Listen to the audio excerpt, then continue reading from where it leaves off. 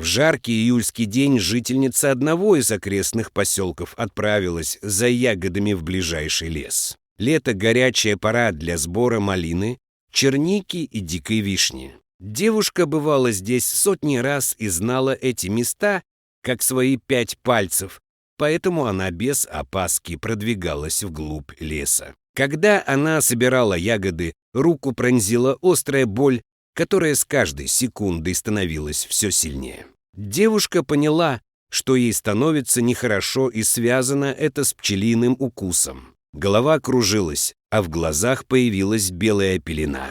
Она рухнула без чувств на пожухлую прошлогоднюю траву. Видимо, укус пчелы вызвал у девушки аллергическую реакцию, которая без своевременного оказания помощи способна лишить жизни. Неожиданно из кустов вышел огромный волк. Зверь не спеша подошел к девушке и обнюхал.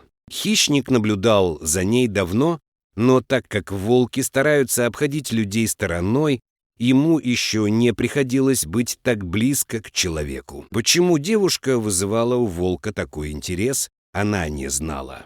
Возможно, зверю нравился ее мелодичный голос, а может, исходящий от нее запах с примесью хлеба и парного молока. В тот момент серого бродягу разбирало любопытство, толкнувшее его на отчаянный шаг. Волку было невдомек, почему девушка лежит неподвижно. Обнюхав ее, хищник пришел к выводу, что она мертва, и поступил так, как поступал при виде погибших сородичей. Волк поднял голову и протяжно завыл, оповещая округу о своем присутствии. Неподалеку охотник проверял селки на зайцев. Мужчина давно не видел в этих краях волков, и наглость серого хищника возмутила его до глубины души. Вскинув ружье, охотник поспешил к источнику звука. Обнаружив волка, он взял его на прицел. Поначалу он даже не увидел лежащую в траве девушку, но когда человек подошел ближе,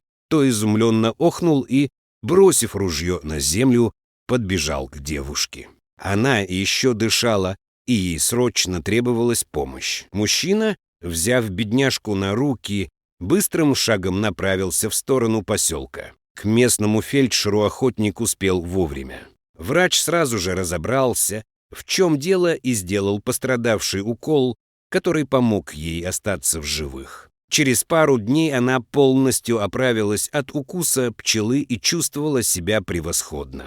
Охотник после того случая убрал капканы и засыпал волчьи ямы землей. Волков с тех пор в лесном краю не видели. Трудно сказать, что это было — Божий промысел или высшее милосердие. Решать, конечно, вам, друзья, а мы в очередной раз убедились, что чудесам всегда найдется место в нашей жизни. Дорогие зрители, если вам понравилась эта история, обязательно поставьте палец вверх и поделитесь этим рассказом со своими друзьями.